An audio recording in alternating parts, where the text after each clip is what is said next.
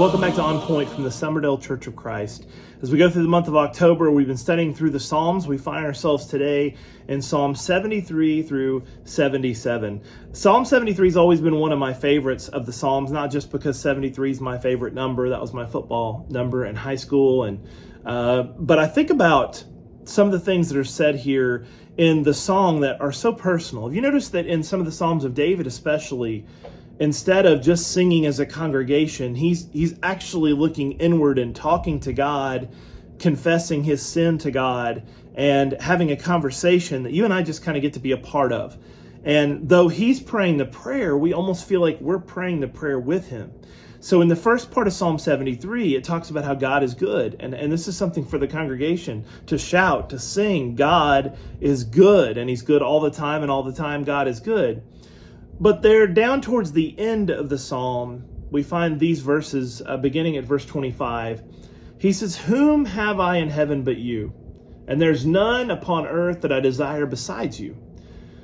My flesh and my heart fail, but God is the strength of my heart and my portion forever."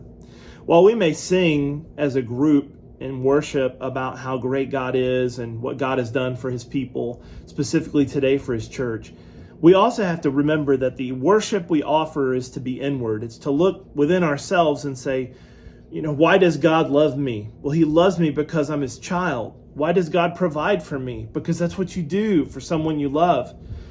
And as we begin to sing these songs and we read these hymns along with the writer, we feel we're a part of it. There are songs even in pop culture that I can hear and I weep when I hear the song because I feel like I'm a part of it. You ever felt that way in a movie?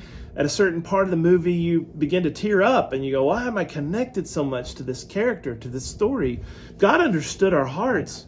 He created us, and in a way has created us to be emotional beings. And so in the psalm, as he's writing about God and for the congregation to sing, he talks about his portion. He talks about his strength. He talks about how he feels when he looks into the presence of God. And I love how he says, who do I have besides you? Who could I call on besides you? Who is as faithful as you are? There's none that is as great and as wonderful and faithful and loving and merciful and forgiving as God. So he says, you are my strength. When my flesh fails, you are my strength. When you have nothing left to get and you're fully exhausted spiritually and emotionally and even physically, you're just exhausted. The psalmist reminds us that his strength was not in himself, but in his God. Think about that as you go through your day today, as God gives you extra strength to get through whatever you may be dealing with, and look around you at other people that are hurting, that need help and encouragement, and remind them of the goodness of the Lord. Thanks so much for tuning in today to On Point.